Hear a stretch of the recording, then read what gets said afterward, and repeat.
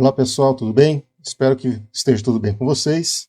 Estamos começando aí a nossa 8ª aula do Laboratório de Física 2. Essa aula então a gente vai falar aí sobre capacitores, e aproveitando então o gancho aí da nossa última aula, onde a gente falava ali de associação série paralela de circuitos com resistores, vamos tratar também de associações série paralela, agora tratando de capacitores. Tá?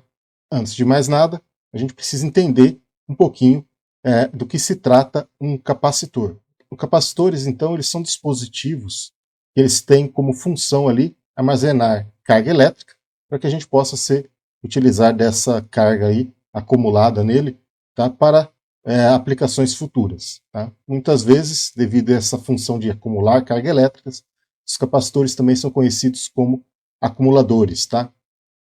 Bem, os capacitores, então, eles podem ser constituídos aí, na sua grande maioria, por placas metálicas que são separadas por meio de um material que é isolante elétrico. Tá?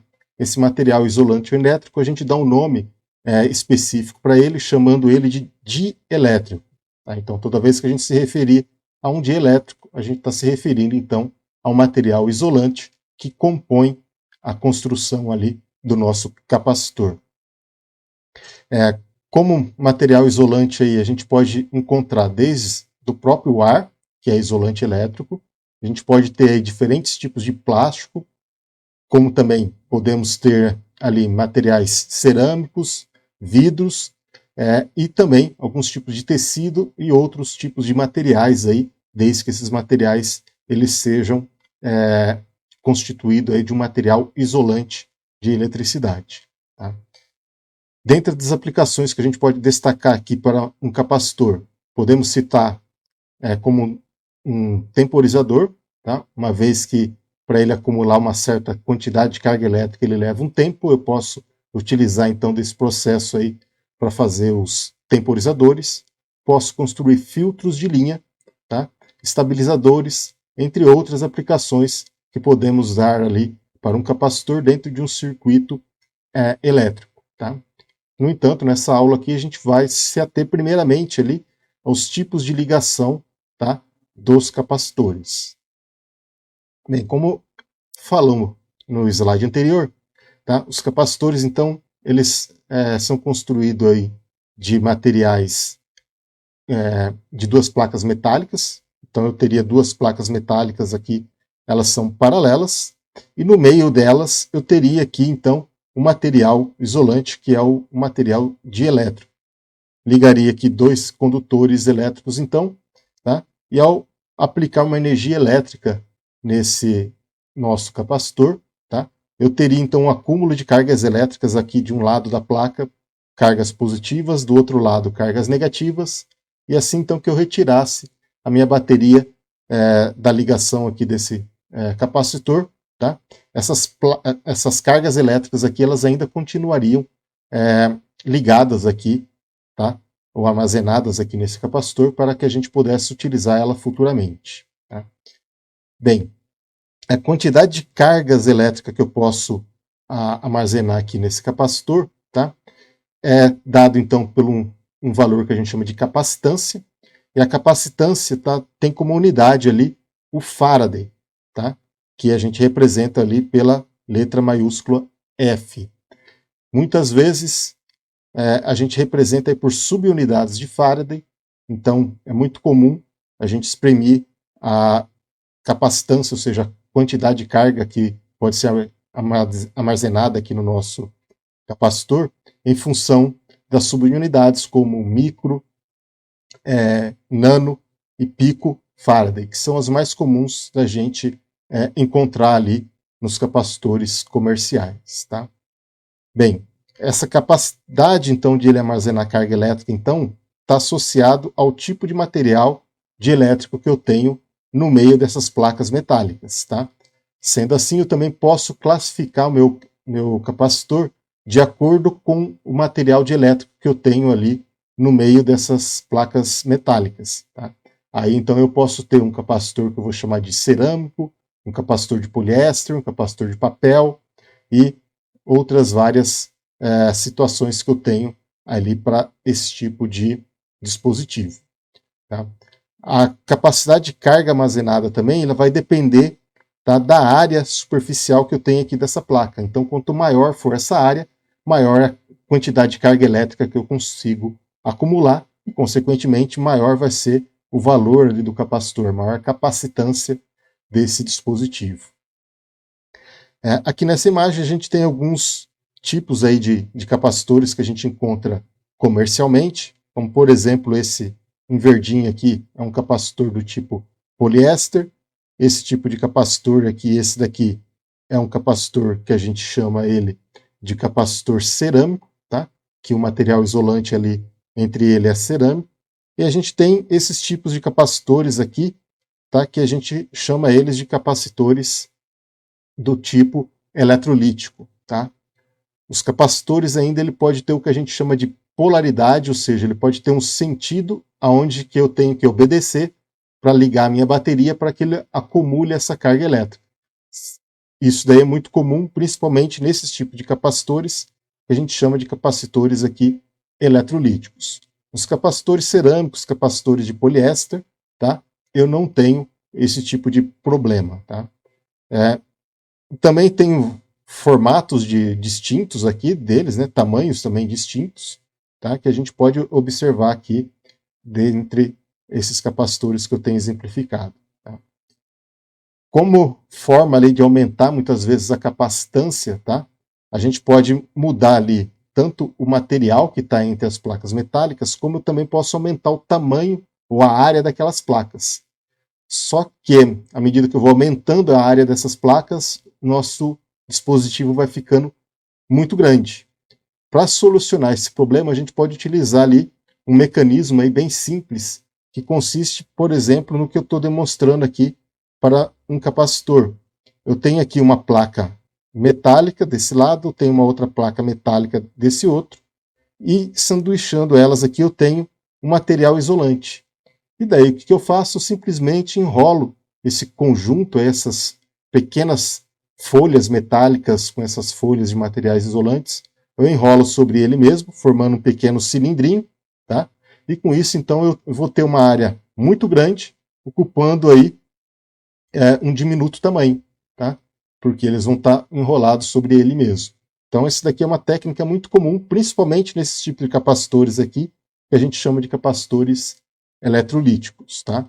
Mas a técnica também pode se expandir para capacitores como esse daqui, que são os capacitores de poliéster, tá?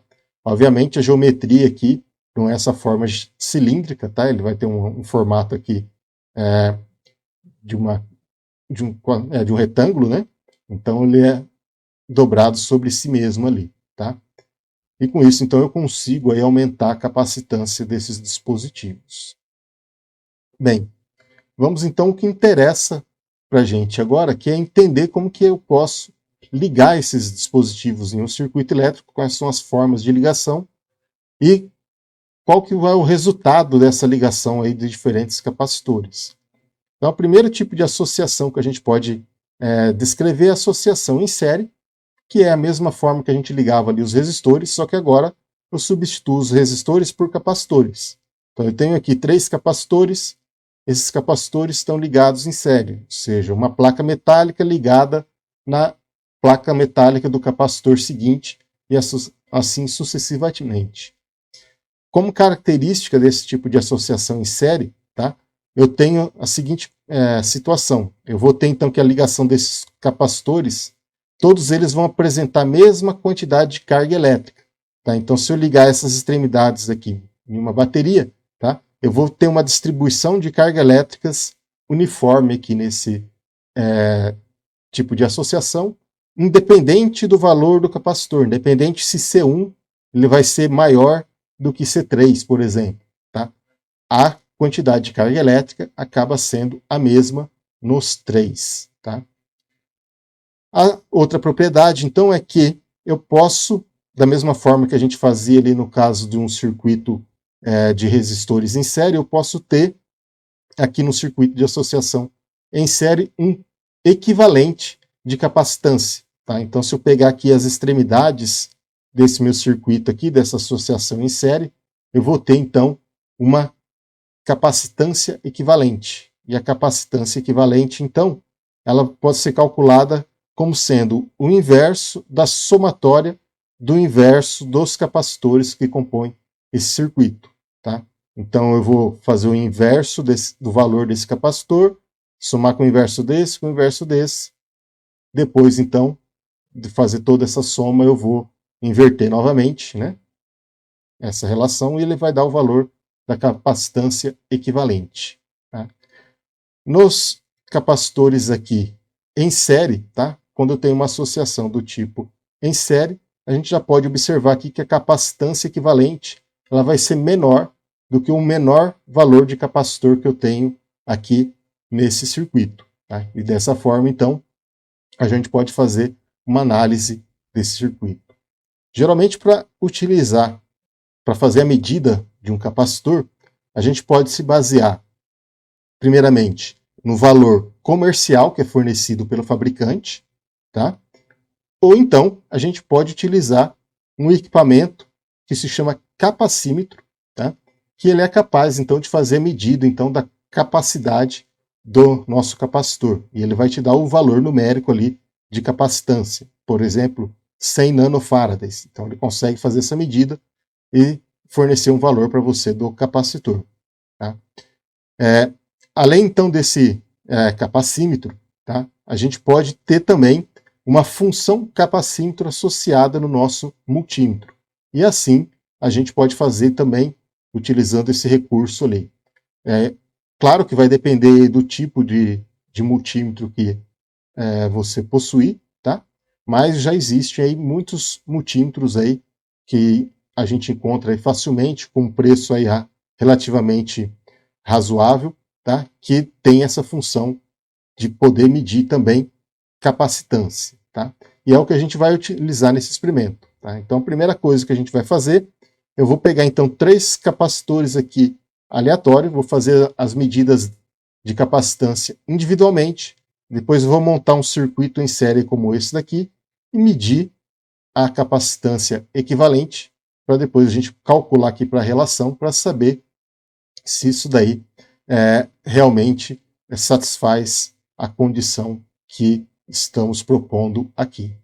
Então agora vamos lá para a nossa bancada para fazer então esse primeiro experimento aqui da aula de hoje. Estamos na bancada então agora. A gente pode observar aqui que eu tenho disponível 3 capacitores, que são esses pequenos retângulos que a gente tem aqui, tá? Cada um deles aqui tem um valor nominal que está escrito aqui no corpo. Ele é escrito por meio de um código numérico, tá? A gente não vai entrar em detalhes nesse código aqui porque ele pode variar de capacitor para capacitor, né, dependendo do tipo de capacitor. Mas a gente vai poder fazer a medida desses capacitores aqui com o nosso multímetro. Então aqui a gente tem um multímetro. Esse multímetro aqui ele tem a função para medida de capacitância, também ele é capacímetro. Então a gente vai ligar ele nessa configuração. Então eu ligo aqui o meu equipamento, tá? A minha chave ela já está numa posição aqui que ela indica para a gente que faz a leitura de capacitância. Só preciso então selecionar aqui no botãozinho a função que eu quero e ele já dá para a gente aqui, a gente pode observar aqui no visor, tá? Que a leitura aqui ele já está com um F aqui na lateral, tá? Esse F então é de Faraday, ele tem um nano aqui, tá? Um N, que é de nano, ou seja, 10 a menos 9 Faraday, e a gente pode fazer essa leitura. Inicialmente eu estou com as pontas de prova aqui totalmente desconectadas, mas mesmo assim ele faz uma leitura aqui de capacitância, tá? Que a gente não leva em consideração, porque eu tenho, obviamente, aqui os fios do meu capacitor, que seriam as partes metálicas, né? E o isolante, que seria o próprio ar, tá? Então, como ele não está ligado a nenhum componente, primeiramente, eu vou dizer, então, que essa capacitância aqui, ela pode ser ignorada ali, que ele não está medindo nada no circuito. Então, vou começar, então, fazendo a leitura aqui dos meus capacitores. Vou pegar, então, esse daqui como sendo o meu capacitor C1. Vou ligar aqui as minhas pontas de prova e vou fazer a leitura dessa capacitância. E aí a gente vê então que o equipamento mostra para a gente aí 51,3 nanofaraday, que seria então 51,3 vezes 10 a menos 9 Faraday. Então eu tenho aqui o nosso capacitor C1. Eu vou conectar aqui no meu protoboard para a gente montar o nosso circuito. Agora então eu vou pegar aqui o meu capacitor, que seria o capacitor C2 ali do nosso circuito. Vou fazer a leitura então de capacitância e ele está indicando aqui para a gente um valor de 102,3 nanofaraday. Vou associar ele em série aqui com o nosso primeiro capacitor. E por fim, eu tenho o nosso capacitor C3. Vou fazer a medida dele aqui também de capacitância. E a leitura então, que ele informa aqui para mim é de 11,42 nanofaraday. Vou ligar ele então em série com esses outros aqui. E aqui eu tenho então os 3 capacitores ligados em série. E agora então eu vou fazer a medida da capacitância equivalente aqui, ligando aqui as minhas pontas de prova nos extremos desse circuito em série. E vou ter então a capacitância equivalente aqui da associação em série. E nesse caso aqui, a gente vai observar então que eu tenho ali uma capacitância total de 9,06 nanofaraday, ou 9,06 vezes 10 a menos 9 Faraday. Tá? Conseguimos então aqui fazer análise de associação em série de capacitores. Tá?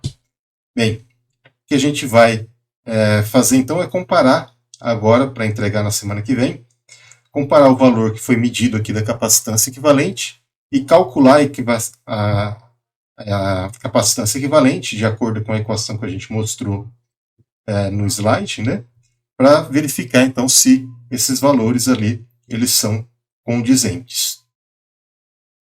A segunda forma de associação que temos de capacitores é o que a gente chama de associação em paralelo. Nesse tipo de associação, então, a gente vai ligar então todos os terminais do nosso capacitor aqui, tá? Eles vão estar ligados no mesmo ponto.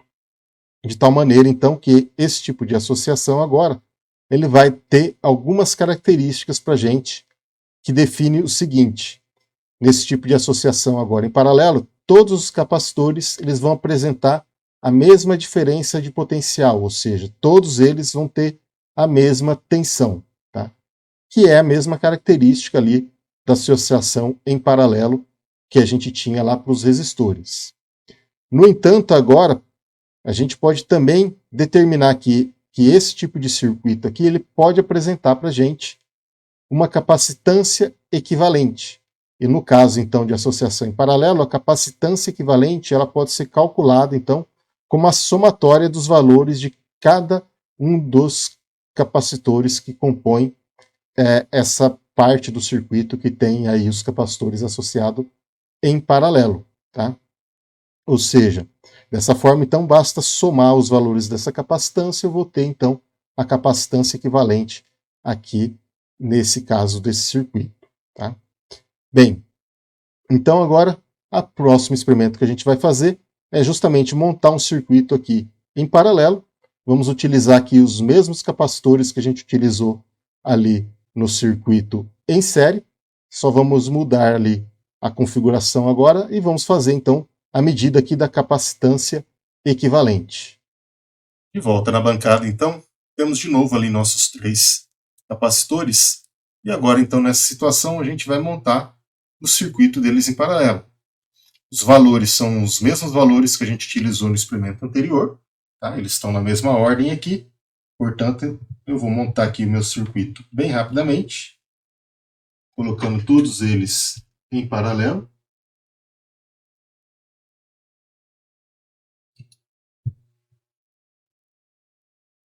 E aí, então, como a gente já sabe os valores desses capacitores, tá? Eu vou medir então a capacitância equivalente de um circuito paralelo. Vamos verificar então agora que o equipamento vai mostrar para a gente. E agora a gente já pode observar aqui que nesse caso eu tenho uma capacitância equivalente total de 162,8 nanofarad. Tá? Veja então que o comportamento aqui do circuito é completamente diferente da associação em série. Tá? E dessa forma, então, agora o que a gente vai fazer é, de novo, utilizando os mesmos valores que a gente utilizou nos capacitores que foram medidos, calcular o valor ali, teoricamente, da capacitância e comparar de novo aqui com o valor que foi medido experimentalmente aí desses três capacitores em paralelo. Por fim, a gente pode ter aí também a combinação desses dois tipos de associação ali, associação em série com associação em paralelo, no mesmo circuito. Dessa forma, então, a gente também vai ter aí circuitos mistos de associação série e paralelo. Tá? O procedimento que a gente faz para resolver esse tipo de circuito é o mesmo que a gente utilizava ali para o caso dos resistores.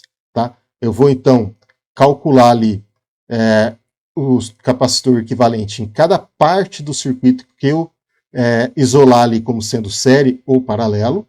Vou resolvendo, então, esse problema até ter um único capacitor resultante ali, que seria o capacitor equivalente. Tá? Então eu preciso identificar aí as partes do circuito que contém ligações em série e paralelo isoladamente. Tá? E por fim, então, né, a gente pode fazer uma análise desse circuito, tá, com a capacitância equivalente. Então, nesse exemplo que a gente tem aqui, tá, eu posso observar aqui que eu tenho um capacitor C2 e C3, que eles estão em paralelo. Eu vou calcular primeiramente, então, o equivalente desse tipo de associação aqui. Eu vou ter um capacitor equivalente entre os pontos B e C aqui, e depois esse capacitor equivalente ele vai estar em série com o nosso capacitor C1, e aí, por fim, eu tenho a capacitância total aqui entre os pontos A e B desse circuito. Tá? O que vamos fazer, então? Vamos montar agora um circuito como esse daqui ali no nossa bancada, tá? E vamos fazer, então, as medidas ali de capacitância equivalente. Tá? Só que para essa situação agora, eu vou utilizar aqui, por exemplo, um capacitor C3, que eu não conheço o valor dele, só vou conhecer então o valor de C1 e C2, vou medir aqui a capacitância equivalente, para posteriormente calcular ali a capacitância desse capacitor C3. Então, vamos lá para a bancada agora. Bem, para montar agora o nosso circuito misto, tá, de associação série e paralelo, eu tenho de novo três capacitores, mas como vocês já podem observar, eu tenho um capacitor aqui agora, tá, diferente. A princípio, então, eu não sei o valor desse capacitor, tá, e também não vou medir ele. O que a gente vai fazer, então, é montar o circuito de acordo com a figura que a gente observou. Portanto, esse daqui vai ser o nosso capacitor 3. E aí, então, com base na leitura dos capacitores que eu tenho aqui montado, tá? E medindo o valor da capacitância equivalente, a gente vai calcular e encontrar aqui quanto que vale esse capacitor desconhecido aqui no circuito do tipo misto, tá bom? Então eu vou ter aqui então esse capacitor que eu desconheço montado aqui no meu circuito. Tá? Eu vou pegar então esse outro capacitor aqui, que é um capacitor que eu posso fazer a leitura aqui, nesse caso. Ou seja, é uma capacitância aqui conhecida, ela vale 51,3 nanofarad. Eu vou ligar ele aqui então em paralelo com esse capacitor desconhecido. E aí eu tenho então o nosso capacitor aqui, que seria o nosso capacitor C1, que também eu vou conhecer aqui o valor dele. Estou fazendo a minha leitura e ele está dando aqui para mim 102,2 nanofarad. E eu vou associar ele então em série aqui com esse meu circuito. E aí então eu tenho aqui um circuito misto, série paralelo. Agora, então, eu vou fazer a leitura da capacitância equivalente.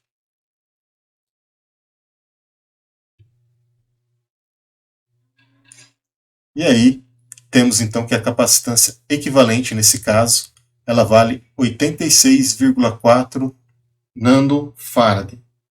Então, com base nesses valores ali do capacitor C1 e C2, que a gente conhece, tá? E com base aqui da capacitância equivalente que a gente tem desse circuito, tá? Vocês vão calcular então agora quanto que vale a capacitância desse capacitor aqui desconhecido, tá? Essa então vai ser a terceira tarefa que vocês vão fazer relativa a esse experimento. Bem, pessoal, então foram esses 3 experimentos aí que construímos nessa aula de hoje, tá? Para entregar então para a semana que vem, com base então dos circuitos ali em série de capacitância, as medidas que tivemos ali dos valores de capacitância, vocês vão calcular, tá, a capacitância equivalente e comparar com o valor de capacitância equivalente que foi medido aqui. Vamos fazer um processo também análogo, no caso ali do circuito em paralelo. Tá? Já no caso ali do circuito misto, tá? Como vocês observaram ali, tinha um capacitor desconhecido, que era o capacitor ali que a gente chamou de C3. Esse capacitor, então, C3, a gente vai determinar, com base nos valores que foram medidos, qual era o valor desse capacitor nesse circuito, para ter aquela capacitância equivalente que foi medida. Tudo bem? Então vou ficando por aqui, pessoal. Agradeço a paciência de vocês. Na nossa live, então, da semana, a gente vai tirar, então, alguma dúvida aí, se alguém tiver dúvidas com respeito ao conteúdo aí que tem que ser entregue, né? Então a gente pode discutir um pouquinho a respeito disso aí na aula de quinta-feira, tá bom? Vou ficando por aqui. Agradeço, então, a paciência de vocês. Até a próxima, então.